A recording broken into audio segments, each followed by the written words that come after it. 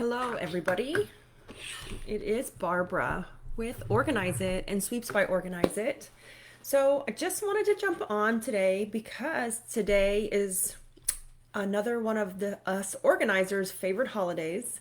It is Organize Your Home Office Day. So it's one of those cute, fun, silly holidays where it's National Organize Your Home Office.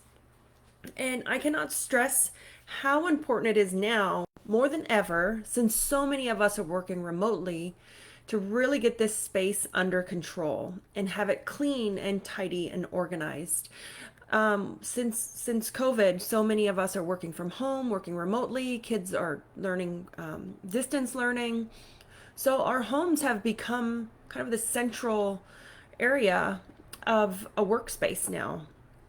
And many of my friends are not even returning back to work here locally in Fort Myers. They're still shut down. Gardner is one, and they're not open yet. So I know many of them are working from home.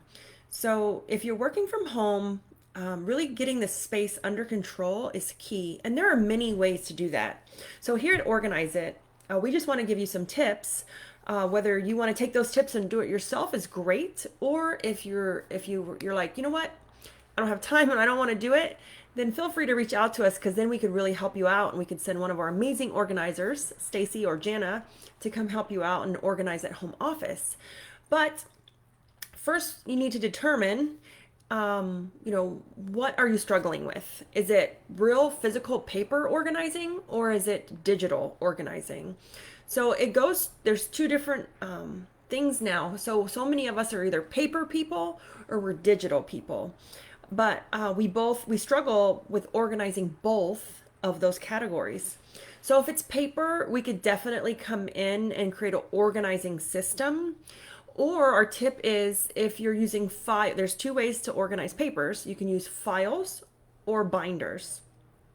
Files is the more traditional way to organize your papers. And do you know that they say statistically that we keep, that 80% of the stuff we keep is not even needed. So that means only 20% of the stuff we would actually need or reference again. And so my tip is to look up on the IRS website, and they will actually give you a list of the papers that you need to keep. So those things like monthly bills, now you don't need to keep. Credit card statements, unless you're a business owner, you don't necessarily need to keep them because you have access to them online. The same thing with bank statements. Now with online banking, we don't really need to keep the paper physical statements. We can always pull them up online, or walk into the bank and say, hey, can you print me out my bank statement from such and such date? Your home is prime real estate inside your home. So you really want to fill that space with really key and important pieces or really important items.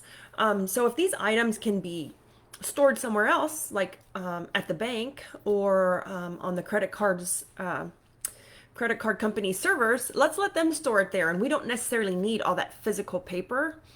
One way you can create a filing system is to use color files. So say green being anything to do with money, blue anything to do with health or health insurance, yellow is anything to do with like your papers that you want to keep forever, like car titles, your mortgage, your closing papers for that stuff.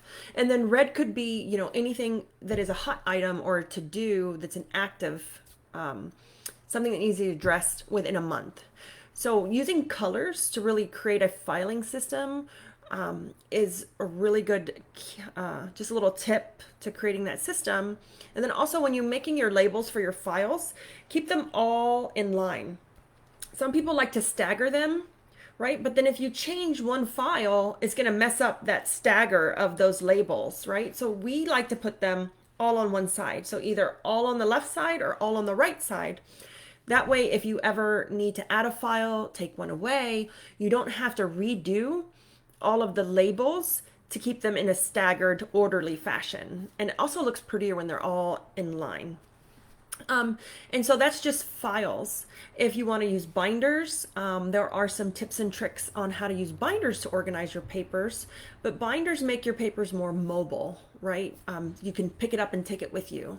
So maybe someone that's having health issues would like to have a health binder made, so they can just take that binder with them to the doctor's office.